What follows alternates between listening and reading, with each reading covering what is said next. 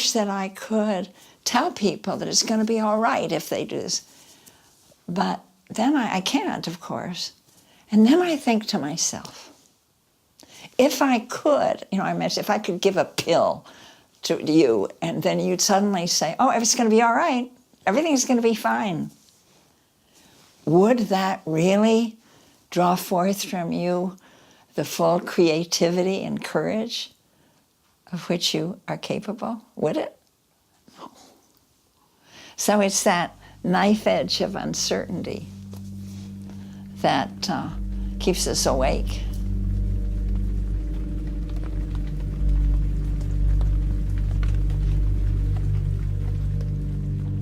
Zolang ik leef hoor ik berichten dat het einde van de wereld nabij kan zijn. De atoombom, lekkende kerncentrales, klimaatveranderingen. Het goede nieuws is natuurlijk dat we er nog zijn. Maar iedere nieuwe calamiteit leidt bij de meeste mensen die ik ken tot het verlangen om je kop maar in het zand te steken. Ik besluit om Joanna Macy op te zoeken. Joanna is een Amerikaanse boeddhist die al meer dan 50 jaar onvermoeid op de bres staat voor het milieu. Ze heeft een methode ontwikkeld om tegelijkertijd de ecologische en sociale crisis onder ogen te zien. Zonder daardoor in apathie, wanhoop of cynisme te vervallen. Ze noemt dit het werk dat verbindt. Joanna is inmiddels 88 en geeft nog steeds trainingen. Reizend door Amerika kom ik in contact met verschillende mensen die sterk door haar beïnvloed zijn. Ieder probeert op zijn eigen manier een persoonlijke uitdrukking te geven aan het werk dat verbindt.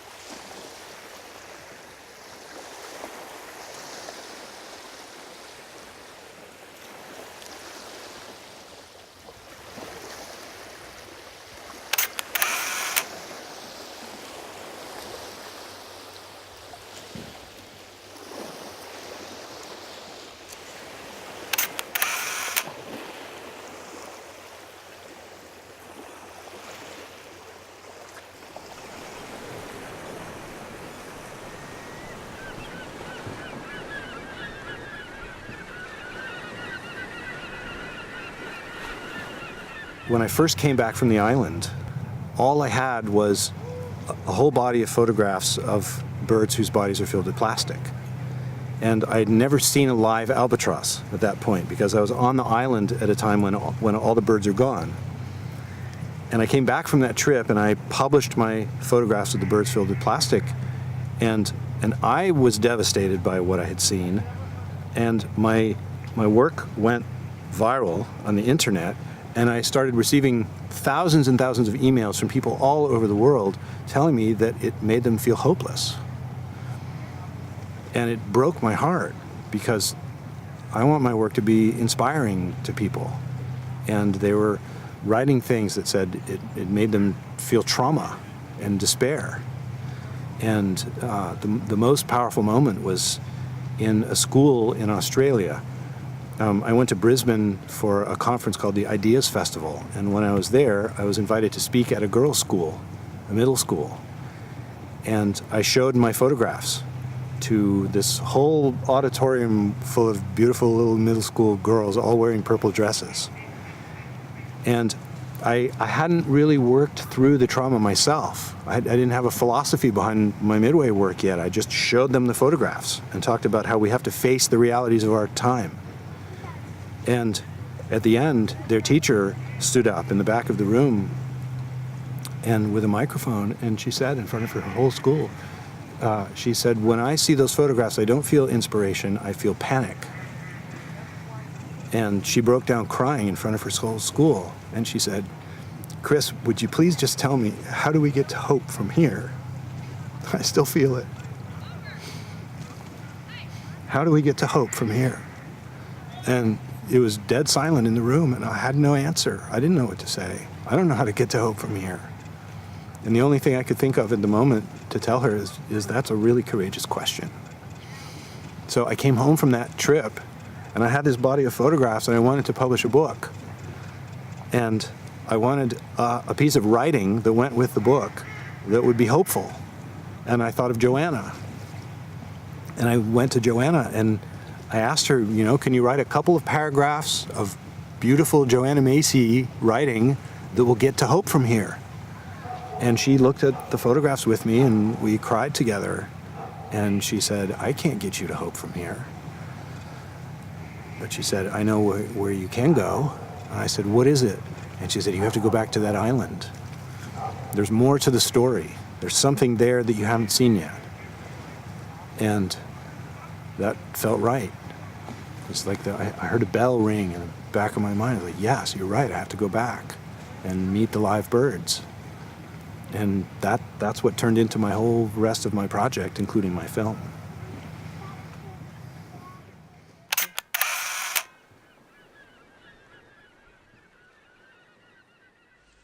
What we need to do, quite simply, is to help each other experience our deepest responses to what we see and know is happening to our world.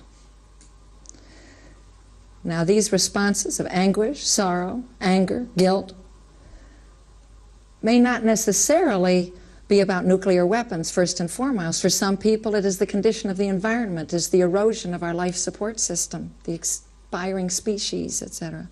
For others, it could be the rising incidence of human oppression, the suffering, the torture, the hunger that we see around the world, our intervention in Nicaragua, in El Salvador, etc., etc. When we can express that, say that out loud, tell that truth, be truthed by that in our deepest responses, then two things happen. First of all, we see that we're not alone, that our brothers and sisters experience that too, that this is a universal and wholesome human response. That makes a big difference. And then also we experience that, like all emotions, these are fluid, dynamic. We aren't stuck in it. We're not going to fall apart, shatter in 1,000 pieces. And we emerge, having gone through that, with the knowledge that we can take it, that we're tough. It's not that we'll never again experience the despair. We will, because of the nature of the world that we live in. But we will no longer be afraid of experiencing it. Right in the middle of the North Pacific is this tiny little island. And I think that's why they call it Midway. This is the furthest you can get from human civilization anywhere on planet Earth, including the North Pole.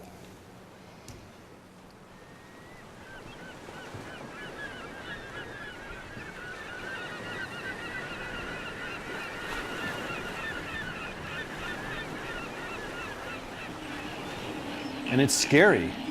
They're so big. It's, you know, it's like, imagine going, I'm shooting this with a 16mm wide angle, focused maybe that far in front of the lens. This is not with a telephoto, it's with an ultra wide. So I'm right, like this far from it, and it could easily just rip my eyes right out.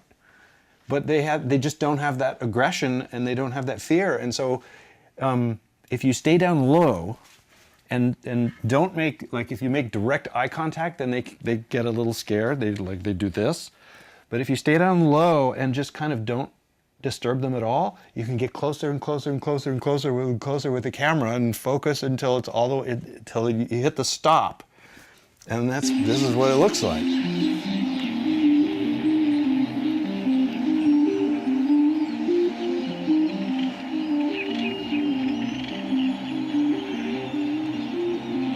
It's so interesting to see a wild creature that expresses curiosity. It seems to me a very high function.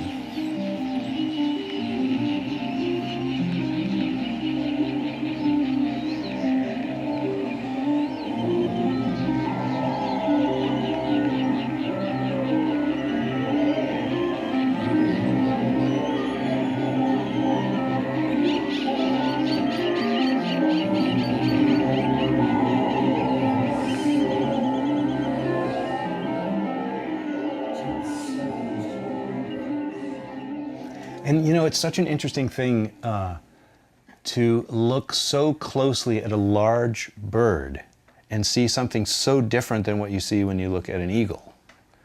And here in the Pacific Northwest, where I live, all of the kind of iconic wild creatures are predators. So the eagle, a wolf, coyote, owl, orca, they're all predators. And we've all seen the eyes of the eagle. Like they have this incredible kind of spiritual intensity.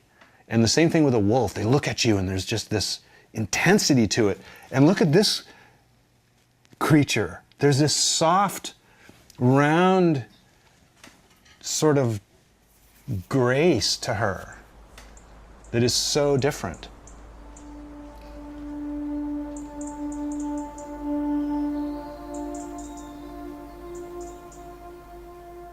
Quiet friend who has come so far. Feel how your breathing makes more space around you. Let this darkness be a bell tower, and you, the bell. And as you ring, what batters you becomes your strength. So swing back and forth into the changes. What's it like, this intensity of pain? Oh, if the drink is bitter, turn yourself to wine. In this uncontainable night, be the mystery at the crossroads of your senses, the meaning discovered there. And if the world has ceased to hear you, say to the silent earth, I flow, and to the rushing water speak, I am.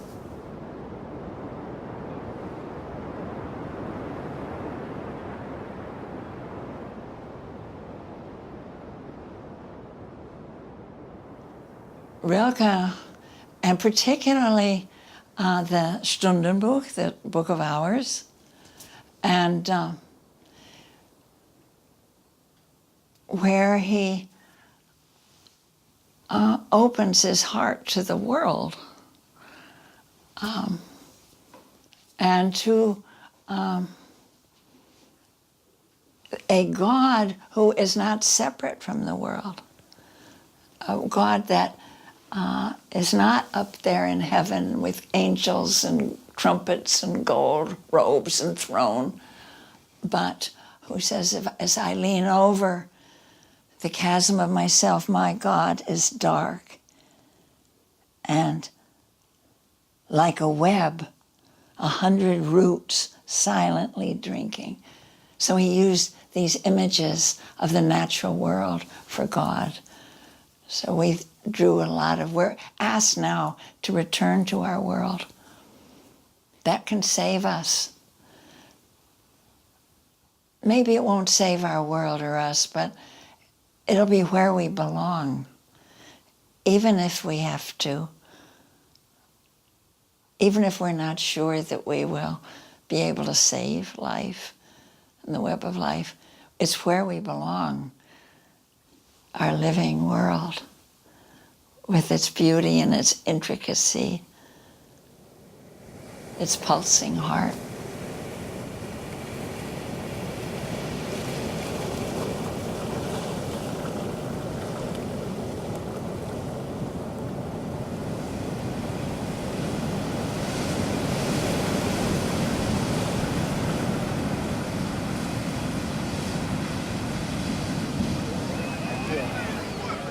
Als ik in Portland ben aangekomen, word ik geattendeerd op een uniek natuurverschijnsel, wat zich slechts een paar weken per jaar voordoet. Tienduizenden zwaluwen strijken in de schemering neer in de schoorsteen van een oude school. Elke dag verzamelen honderden mensen zich hier om naar dat spektakel te komen kijken. Het lijkt me een doorsnee van de Amerikaanse bevolking. En ik grijp het moment aan om eens te vragen welke gevaren zij voor de wereld zien.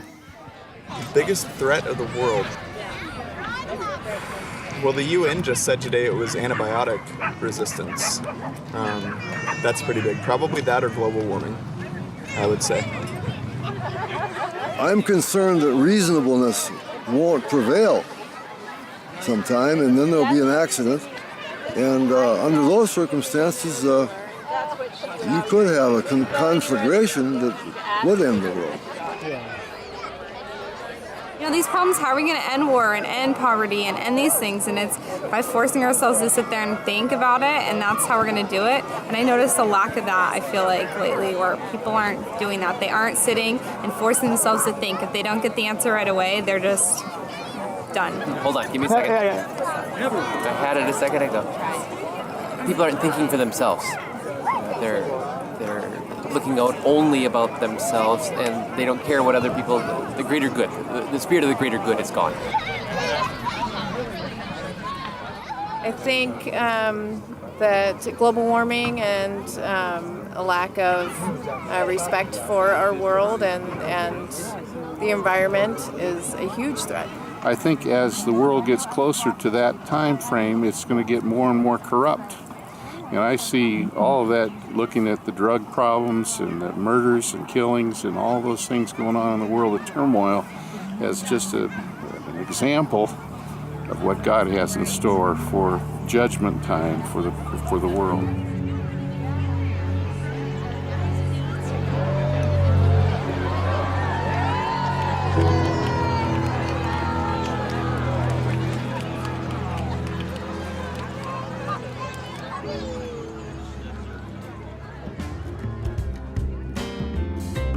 Hold on tight, don't let go of the wheel.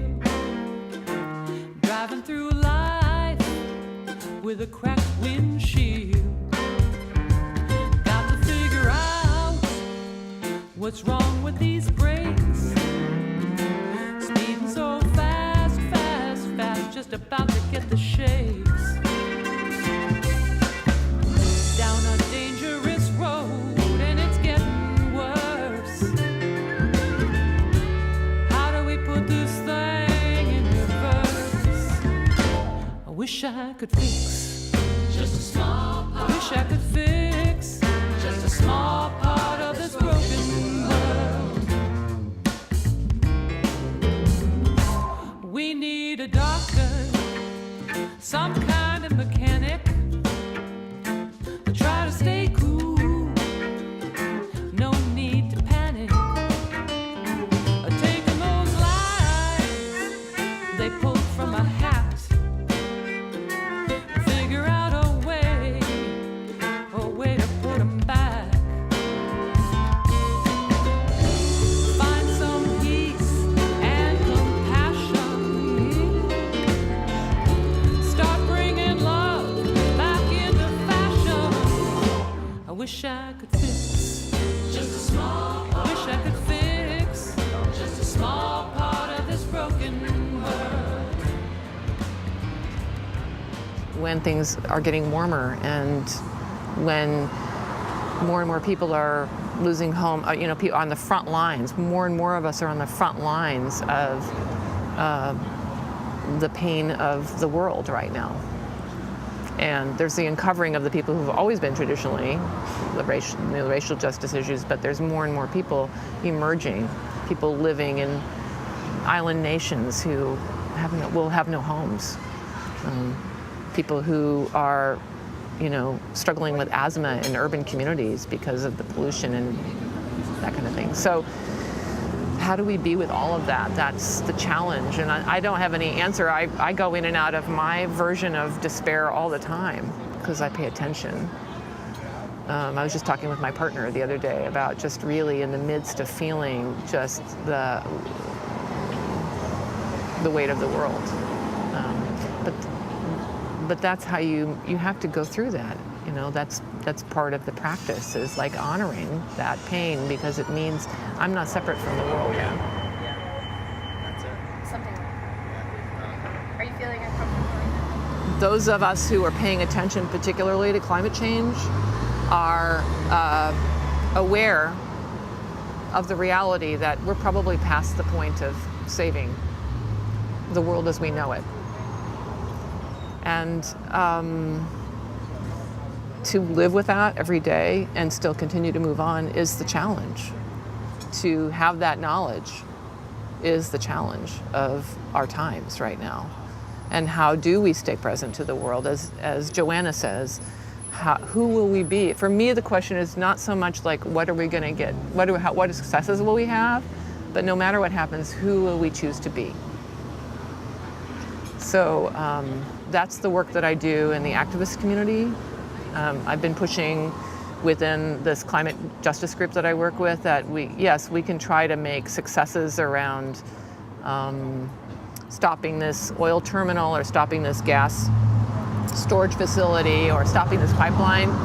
But there's another piece around how are we going to be with each other and how are we going to be with each other when things don't go well.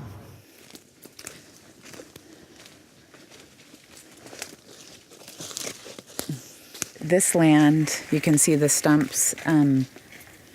This land was completely clear-cut 20 years ago this summer, as most of this island was. This was the second cut, so this land was cut completely mowed in the 20s or 30s and then again in 1996. And we really still feel the grief of the land for that.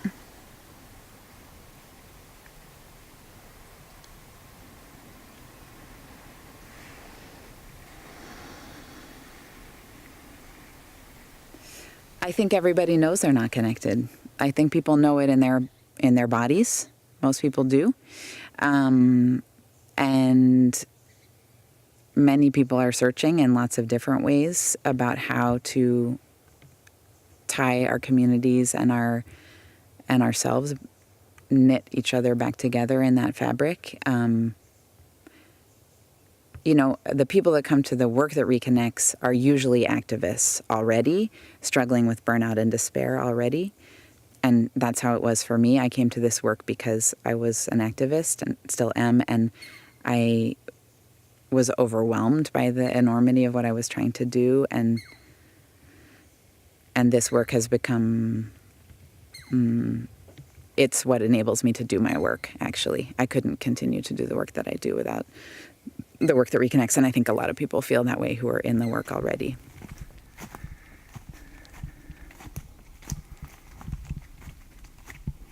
Joanna talks about the 3 dimensions of the Great Turning. So there's what we call holding action. So that's traditional activism, putting our bodies on the line to make change or whatever it might be. And then there's basically seeing with new eyes, so not subscribing to capitalist, materialist perception, and that is respectfully engaging in other wisdom traditions that carry that knowledge, like Buddhism or different types of indigenous spiritual traditions. And then the 3rd dimension of the Great Turning is building or creating or seeding sustainable or regenerative structures like retreat centers or businesses or organizations, that we do that in a new way that's not dominated by a colonizing mentality. For me, I don't speak for others with regard to the path of meditation, but for me, the ability to be present with clear eyes and open heart with whatever is happening in the world, in my own experience, in my family, is a fundamental skill and practice that we need for the Great Turning. And that manifests in a lot of different ways. I'm trained in the Tibetan Buddhist tradition, so that's my way. That we actually can be still and face the situation that we're in. We can. I think there's a lot in capitalism that is impoverishing and makes people think that they can't stand to look, they can't stand to feel. And Buddhism is so powerful because it gives us this gift that, yeah, we have the capacity. We can be here.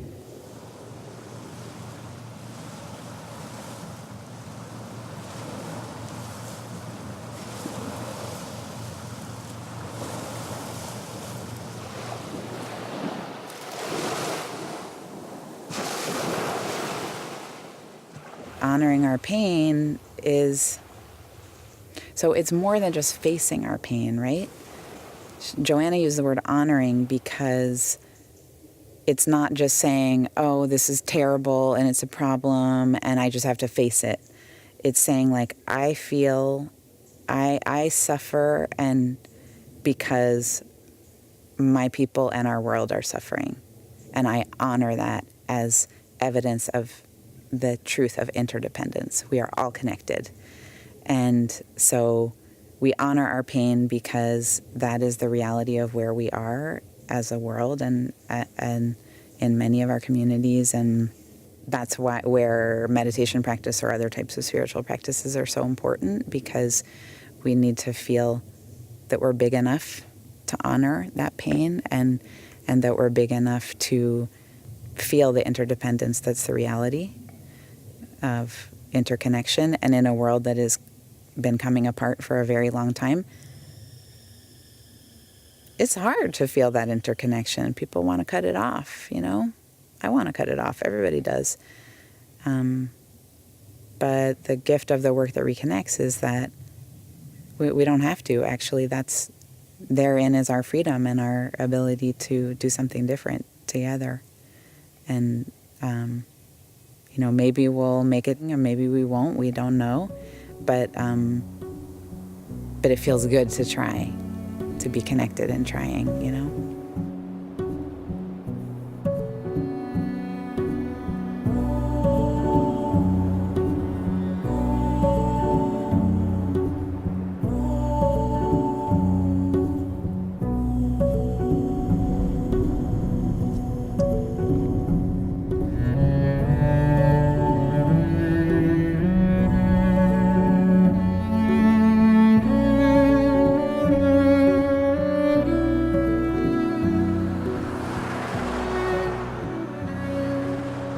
It dawned on me like an arrow through the heart that humans, our culture, our economy could destroy the world. That when we were on the way to doing that just that it was possible for humanity, particularly as we're organized now, late capitalist, war-making states, that we could do it. And so that broke my life in half, kind of. And that's when I saw that people didn't want to know what was happening when I was involved in a lawsuit against a nuclear power plant. I was learning so much about what the radioactive emissions, even without an accident, were doing to the human body, not to say nothing of all the other biological beings. I had all this information and I found nobody wanted to hear it. It's not surprising now, but I thought then if we have the capacity to destroy our world and we don't want to know it, then that's really bad news. And so that began the work that brings us together, where we can find ways of speaking from our heart. Because each person, the one they most need to hear is not the statesman, the lecturer, the wise politician, if there are any such thing, but the voice inside them. And then letting that out. So that's been a journey that's been almost 40 years. This is an exercise to enhance our capacity to experience compassion. In other words, it is an exercise to increase our compassion, to experience suffering with the world, to suffer with compassion. So we work with our friend breath, linking the inside with the outside. And we feel it on that breath. We don't try to do anything with it, make it long or short or deep. Images of our brothers and sisters in prisons, in hospitals, in war rooms and missile silos, in barracks, in refugee camps, hunger camps. Images of our brothers and sisters camped outside missile bases, and of those who are within them as well. And as those images arise in your consciousness, what you're going to do is breathe them through on that ribbon of air, like some dark substance. Take that suffering right in on the breath, up through the nose, down through the throat, through the lungs, yes, and through the heart, and out. Remember to let them pass out through the opening in the bottom of the heart, back out into the healing resources of the web itself. Don't hang on to them. Because all you're asked to do for now is to let them pass through your heart.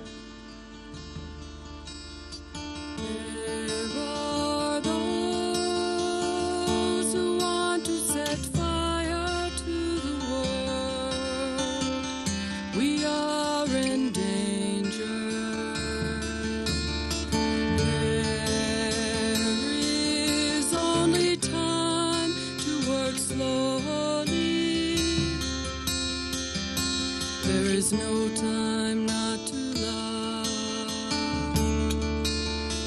There are those who want to set fire to the world. We are in danger. Nuclear weapons have changed the whole psychic landscape in which we move, live, take our being. And that's not just a question of the fear we may feel or may not feel about whether nuclear weapons are going to be used. The very existence of nuclear weapons is an assault on the human heart and mind. They rob us, whatever our politics are, whether we're hawks or doves, whether we work in the Pentagon or the peace movement, the very existence of nuclear weapons in the degree to which we have developed them now robs us of the certainty that there is going to be a future. I consider that this pivotal psychological reality of our time.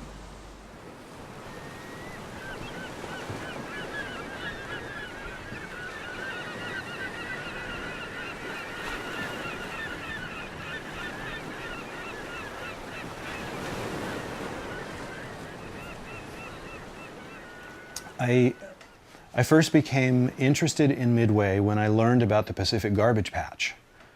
And for quite a few years before that, I'd been making artworks that attempt to visualize these enormous global problems around our mass consumption. And so I learned about the Pacific garbage patch, and I wanted to make some kind of artwork that helps us comprehend the scale of it. And I thought the first thing I wanted to do was go to the middle of the Pacific garbage patch and take a photograph. And I thought the Pacific garbage patch is an island of garbage that you can go and see. And I pretty soon learned from scientists that there is no Pacific garbage patch. It's more like a soup. where there's several million tons of plastic in the Pacific Ocean, but it's all spread out. And most of it is underwater and tiny pieces. And so if you go to the very middle of the Pacific Ocean, all you see is the wide open Pacific. There's no way to visualize the Pacific garbage patch. And during that process of studying it, I learned a place where the Pacific garbage patch surfaces like the tip of an iceberg in the most incredibly macabre and frightening way inside the stomachs of dead baby birds on one of the most remote islands on Earth.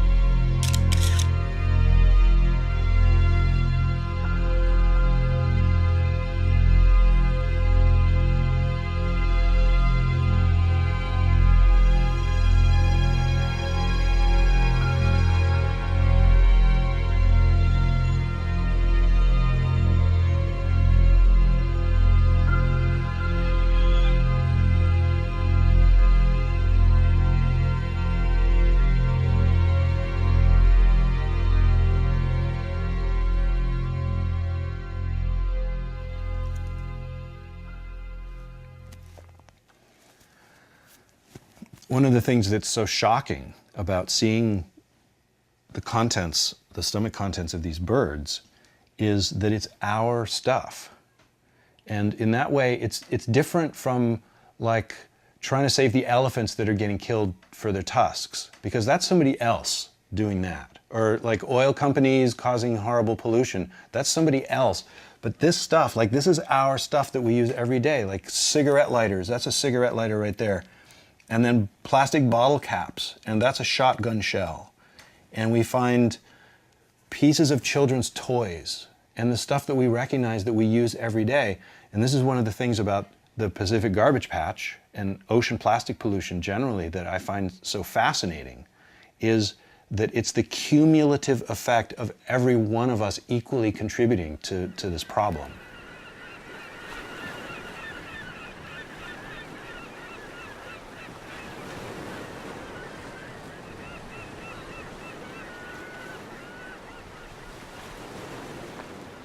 For me, one of the hardest issues to grapple with is how small each one of us is, how insignificant we are in this incomprehensibly complex and enormous world of billions and billions of people.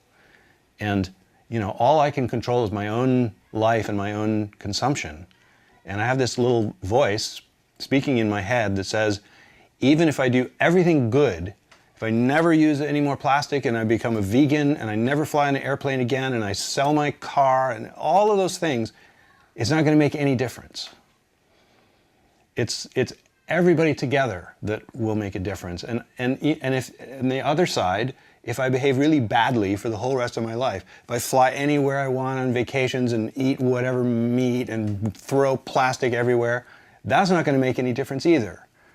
And so we have this convincing tape playing in our head, at least I know I do, that says that I'm too small to make a difference. And yet, at the same time, the catastrophe that's happening globally is caused by all of us behaving as if we don't make a difference. And so somehow we all do make a difference together. And it's like this paradox. And that's one of Joanna's teachings, is to hold the paradox that we live in and try to find a way through.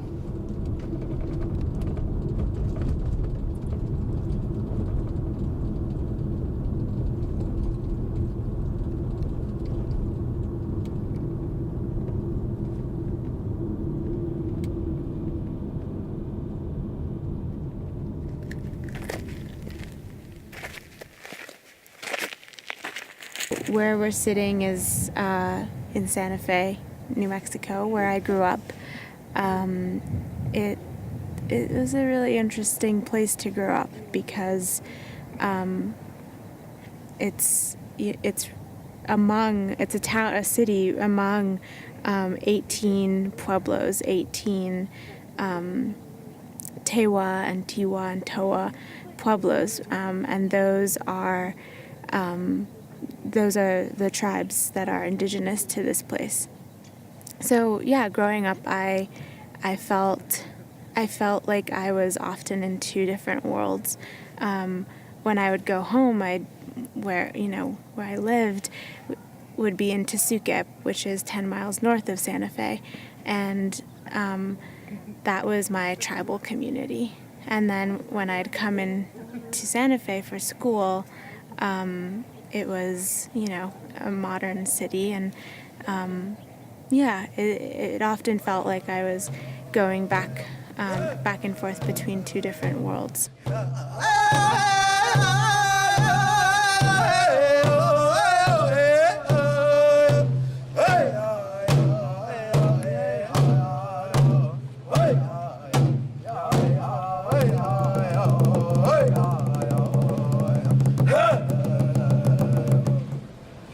About 50 miles north is Los Alamos, where the atomic bomb was made.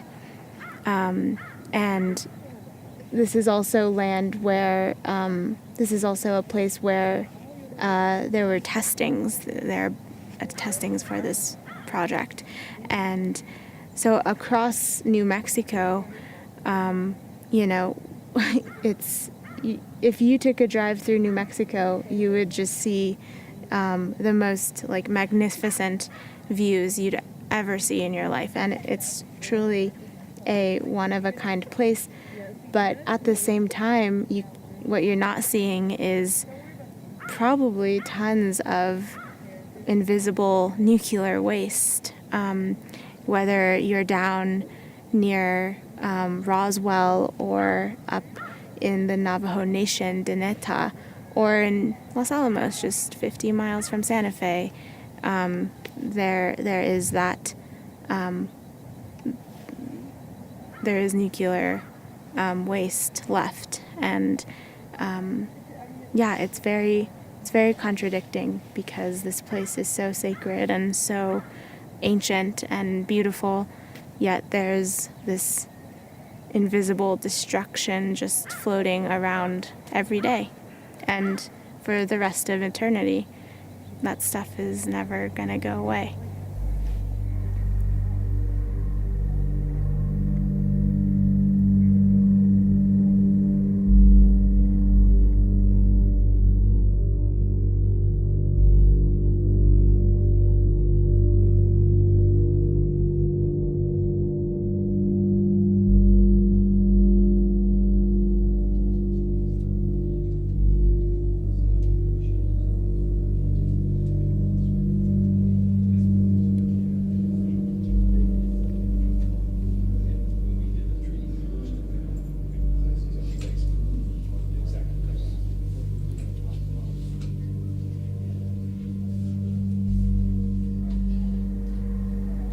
As I worked through the work that Reconnects, and as I learned, the various practices, I came to realize this traumatic place in my lineage, this place of pain and sadness and anger, and that I hadn't seen before. And what that was pain around the fact that my family has involvement in nuclear energy and nuclear power, my grandfather, Fred Begay, was a nuclear physicist at LANL, which is the National Laboratory in Los Alamos. As I practiced the work that reconnects, it became clear to me that this is something I need to give attention to, that I need to heal, and that I need to honor. I think, for the most part, my family was very proud, respectful of, what my grandpa had accomplished, which was a lot. He was one of the first Diné people ever to get a doctorate. I think, we focused on that pride and honoring, our elder, without really questioning, the work that he did and that he was involved in.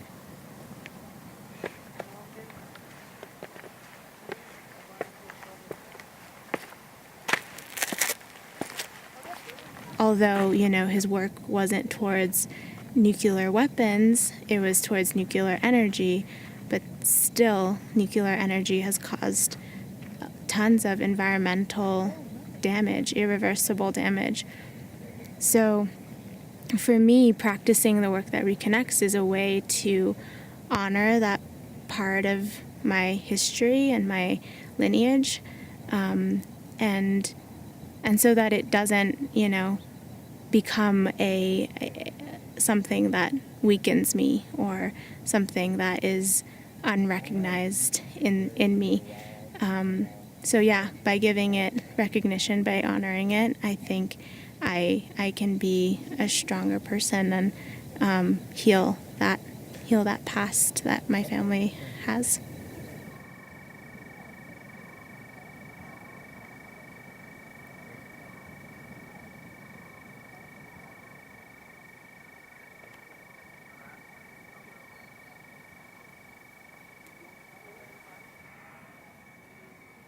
When we were in India, and I was able to meet and work with Tibetans, it was the 1960s. And they just recently come over the high mountain passes over the Himalayas. And I was working with a Peace Corps volunteer friend. How can we help this group from Eastern Tibet? There were lay people and lamas and yogis. How can we help them stay together? Because they were taking care of each other. And we didn't want them to be scattered into residential schools, camps, or road gangs. And so that has been very transformative in my life. This very afternoon, when I'm going to be teaching at this retreat, I'm going to be speaking of what I learned from them. Courage I learned. Courage I love. Courage is on the tanka behind us in the Manjushri Celestial Bodhisattva. It's facing what is there. He is facing the dukkha, the suffering of the world, but with good heart, because he has a belief, he's holding that sword that can cut through the denial and the obfuscation and look at it. Because if we just look at it clearly, and that's what I saw in the Tibetans, this open face, they would look you back in the eye. And now I often say in the work that our presence to the world is the greatest gift we can give. Not our smarts, not our man-made solutions, but just our full presence.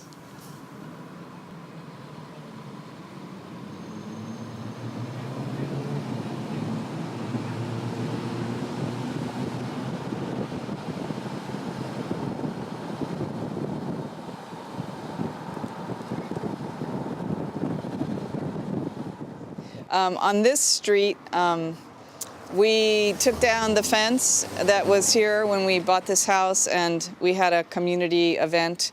We had food and art, and the neighbors and the kids came and made the bricks, and we built the beds, and we grow food here, and it's our little community garden and our little witness. We're just here trying to be neighbors, and people build fences because they see other people build fences, so we're hoping they'll take them down. And in the meantime, we have a vision of a food forest on this street where people could grow food and gift it to each other. So that's what we're trying to start here with our little garden. At the park right down there that you can see, there were 2 people who were killed not that long ago, a couple of weeks ago, and someone around the corner was killed recently. So it's not uncommon to hear gunfire at night and for people to be killed here. So that's one of the things that we live with. My children are actually 5th generation in my family in this neighborhood. So we've been here, you know, from Switzerland. You know, my great-grandparents came and settled here. It was a very different, it's always been an immigrant neighborhood. And originally this was indigenous land that we're all on. So I've been here for a long time and seen a lot of changes. And we could, you know, my family, we have the privilege of, we could go somewhere else. So we choose to stay because because we couldn't go, we choose to stay. But a lot of people here can't get out of here, and especially when they're afraid for their children and wanting safety. How many pieces are more? 5, 6. Oh! And I brought some kids from this street over here one day, and as we walked across here, I said, now you are on another street. And their eyes got really big. And, you know, for them, walking from this street through here into here, and they got about halfway up the garden, they said, it's like Cinderella. You know, they couldn't, like, it was like walking into the enchanted forest.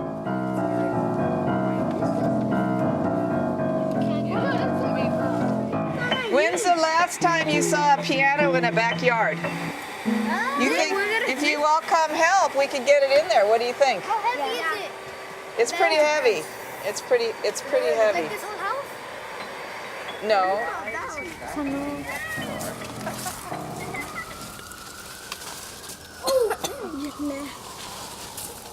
I don't know. I think that one, I think. Oh! ¿Esta? No. How do you know? Que no sea dura. And in this house is where we have our community dinners, and upstairs is where we have our workshop space and where some of the community members live. And this is where in this house where Joanna teaches.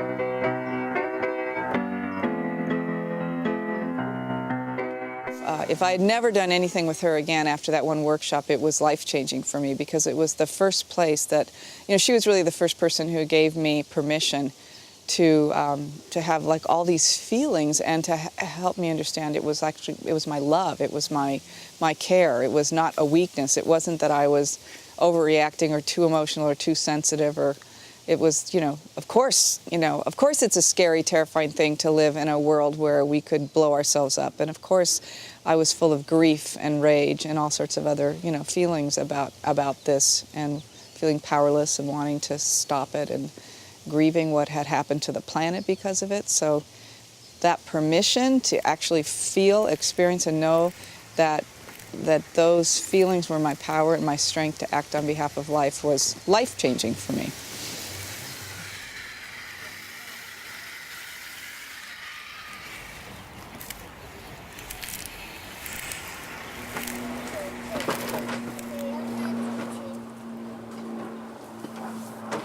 ¿Cómo estás? Van a venir. Ay, mira, se atoró.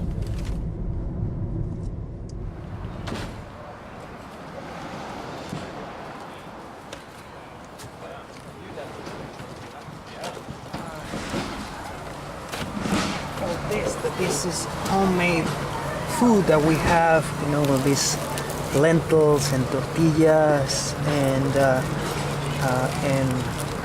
salsa that we eat today. Hola, hermanito, ¿cómo estás? Right, I'm just here for all love magicians and love warriors here, man. That's beautiful. Good to see you. Good to see you too, brother. My beloved. Good. Yeah. Lebanese These are one of our favorite farmers, because not only because they grow organic, healthy food, but they grow healthy, organic relationships and love. Oh, that's so cool. It's this not only labor, it's labor of love. So here's thank you. The farmers, they wake up at 3 a.m. and they haven't eaten anything. So we know that they really would like to go back to their home. So we said, let's help them. Let's help them, to clean up, to carry boxes, and we just start doing that. And it turns out that at the end, they say, hey, we have like 5 boxes of leftover food that it could go to the compost or to you, like take it. And we was like, sure. And then we noticed that they haven't eaten anything. So we start cooking food for them. It's organic, hyper-local food. Okay, thank you. Yeah, thank you so much. I really Thank you. appreciate that.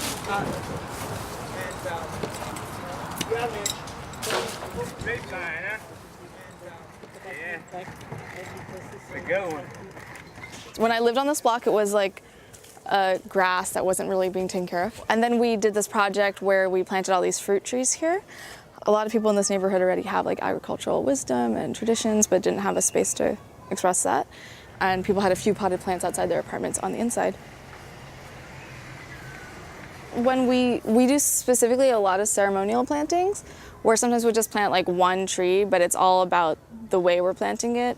And we've done those as like, we call them like restorative justice plantings, because we've done them when there's been a shooting in the neighborhood, and then work with the family members and community members to come together and plant a tree and put new life and like commemorate that person's life, hard and difficult when something like so tragic like that happens, and it affects so many people's lives. And to be able to do something positive together and to recognize that pain that is present, not just try to cover it up or something. People are like, I've never done this before. I've never sat with a stranger and talked to them about my deepest pain, my deepest like regrets, or my deepest like hopes for the world.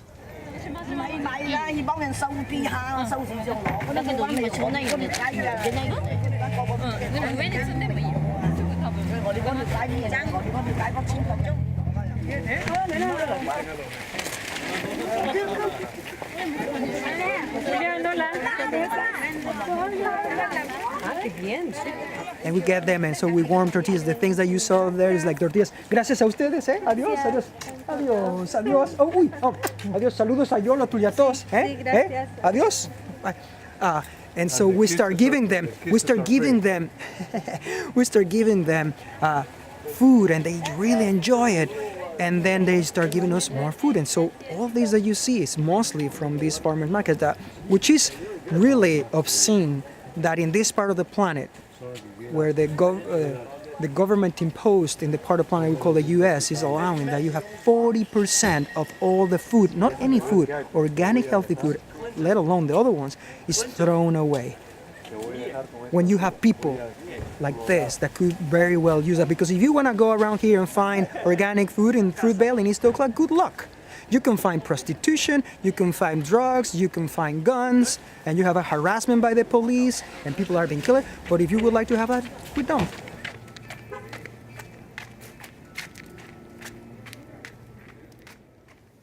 You really can't tell whether the ways in which an action are effective, what the results are. You don't know.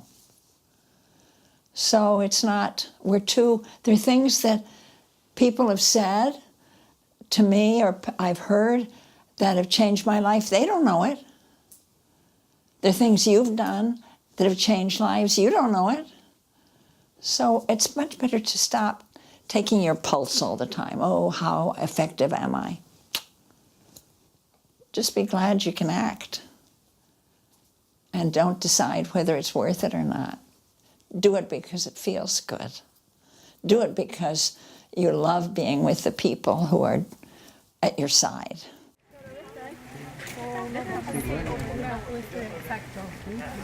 Oh yeah, thank you. Hay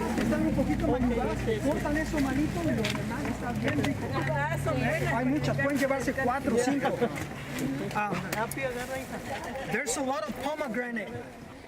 You can